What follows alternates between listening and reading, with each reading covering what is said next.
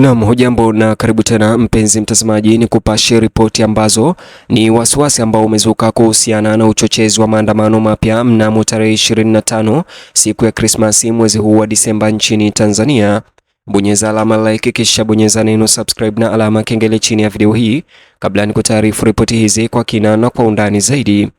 Kote nchini Tanzania, wimbi jipya la wasiwasi wa umma linaongezeka huku raia wakizidi kutoa hofu kuhusu majaribio mapya ya kuchochea machafuko au maandamano ya vikundi vinavyoendesha shughuli zao ndani na nje ya nchi.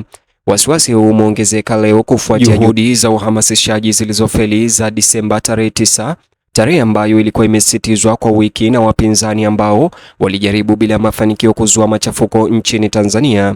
Huku mpango huo ukiporomoka, wa Tanzania sasa wana wasiwasi mpya leo kuwa huenda waigizaji au wanaharakati hao wanapanga njama ya awamu ya pili ya msukosuko ili kuendana na siku ya Krismasi ya Disemba tarehe 25 kuzua maandamano mapya tarehe hiyo. Majadiliano ya mtandaoni yametawaliwa na maonyo kutoka kwa wananchi wanaoamini kuwa mpango huo mpya unalenga kutumia vibaya msimu wa sherehe za Krismasi, wakati ambao kwa kawaida huhusishwa na amani, mapumziko na mikusanyiko ya familia. Watumiaji wengi katika majukwaa ya mitandao ya kijamii wamelaani kile wanachoeleza kuwa ni jaribio la kimakusudi la kuanzisha ukosefu wa utulivu katika kipindi cha kutafakari kitaifa na umuhimu wa kiroho. Majadiliano haya yanaonyesha kukataliwa kwa nguvu kwa uhamasishaji wowote ambao unaweza kuhatarisha usalama wa umma au kuvuruga utulivu dhaifu wa nchi. Hoja kubwa inayosambaa kwenye mitandao ya kijamii leo ni kwamba wachochezi, baada ya kushindwa kuwatoa watu nje mnamo Disemba 9, sasa wanajaribu kurekebisha ajenda yao kwa kuiwasilisha kama suala la kidini au hata kujaribu kuileta siku ya Krismasi.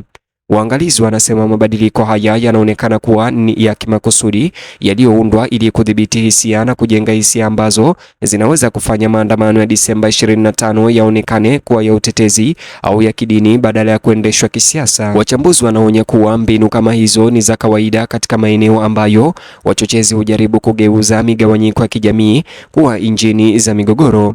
Mengi ya wasiwasi huu wa umma unatokana na kuhusika kwa watu mashuhuri mtandaoni, wakiwemo watu mashuhuri kama vile Mange Kimambi ambaye anaishi nje ya nchi na kwa muda mrefu amekuwa akihusishwa na juhudi za uhamasishaji au kuhamasisha hatua dhidi ya serikali kupitia majukwaa ya kidijitali. Watanzania wengi mtandaoni sasa wanahoji kuwa kampeni yake ya Disemba 9 ambayo iliporomoka na idadi ndogo ya waliohudhuria maandamano imemsukuma yeye na wengine kurekebisha mkakati wao wa tarehe mfano zaidi siku ya Krismasi. Akizungumza na wakazi Dodoma mjini, Waziri Mkuu Mwigulu Nchemba alinoa msimamo wa serikali kuhusu suala hilo na kusema kuwa mijadala iliyoibuliwa na wachochezi baada ya Disemba 9 iliweka wazi nia yao halisi. Alieleza kuwa sauti yao ilibadilika sana mara tu mpango wao wa awali wa tarehe 9 Disemba ulipoweza kufeli na kuanguka, na kubadilisha matamshi yao sasa kutoka kwa maandamano hadi mazungumzo yanayohusu migogoro na vita. Kulingana na Mwigulu Nchemba, hii haikuwa bahati mbaya, lakini wakati wa kufichua ambao uliangazia undani wa ajenda zao. Waziri mkuu alitahadharisha kuwa baadhi ya watu wanaofanya fujo hizo wana nia fiche.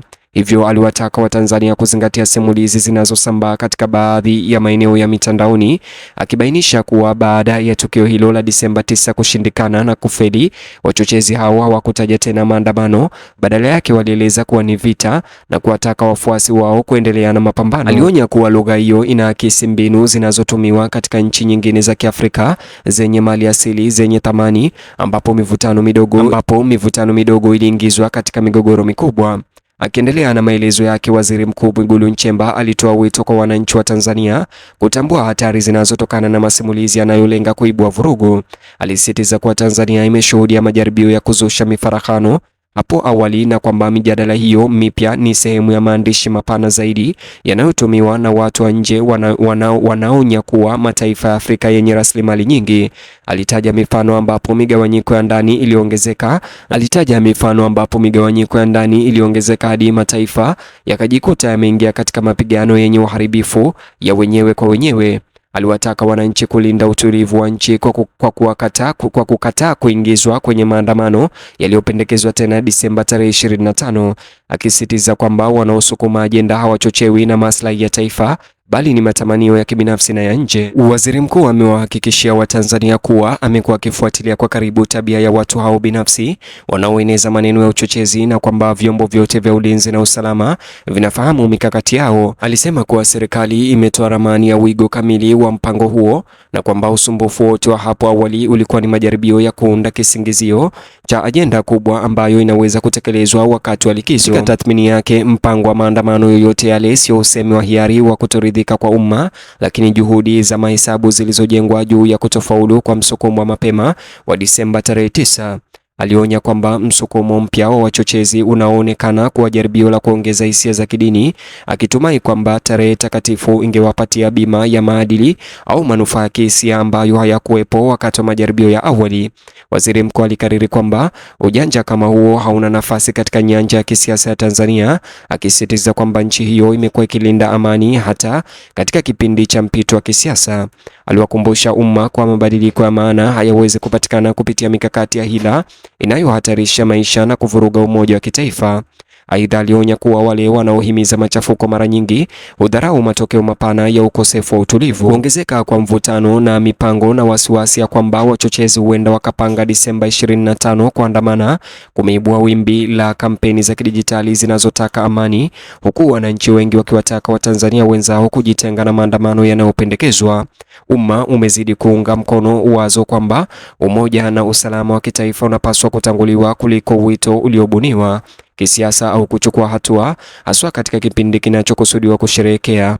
Hata hivyo, viongozi wa jumuiya, taasisi za kidini na asasi za kiraia pia wameanza kusambaza ujumbe wa kuhimiza Watanzania kusherehekea sikukuu ya Krismasi salama na kwa utulivu, kuzingatia familia na kuwa macho dhidi ya watu wanaotaka kutumia sikukuu hiyo kwa malengo yao ya usumbufu.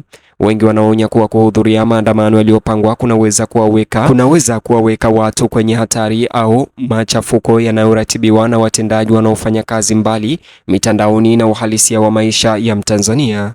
Waziri Mkuu alihitimisha hotuba yake kwa kuwapongeza Watanzania kwa kukataa jaribio lolote la uhamasishaji wa maandamano kama ya Disemba 9, akieleza kuwa uamuzi wao wa kutanguliza amani unaonyesha ukomavu na utulivu, ustahimilivu na uaminifu wa kitaifa. Alikiri wingi wa uvumi na vitisho vya mtandaoni vilivyoenea kabla ya Disemba 9, lakini alipongeza taifa na Watanzania kwa kuchagua utulivu badala ya ghiliba na fujo. Wakati tarehe 25 Disemba sasa inakaribia, mazungumzo ya kitaifa yanaendelea kuzunguka umakini, umoja na umuhimu wa kukataa wito wote ambao unaweza kudhoofisha amani ya nchi au kusababisha maandamano mengine. Ingawa kiwango cha tishio bado hakijulikani, uelewa unaongezeka wa umma na kukataa kwa haraka maandamano yaliyopangwa kunaweza kuamua kama msimu wa sherehe utaendelea kwa utulivu au kuwa mahali pengine pa kujaribu kuleta machafuko kwa jina la maandamano. Mtazamaji, ni hayo tu ambayo nimefanikiwa kuandalia katika video ama taarifa hizi ndefu. Ningekuomba unijuze maoni yako kuhusiana na wasiwasi huu. Je, unadhani ni kweli wataweza kuchochea maandamano mengine 25 Disemba? Au je, unadhani hizi ni propaganda tu? Na kuachia uwanja huu wa comment section, bonyeza alama like kisha bonyeza neno subscribe na alama ya kengele kwa taarifa zaidi.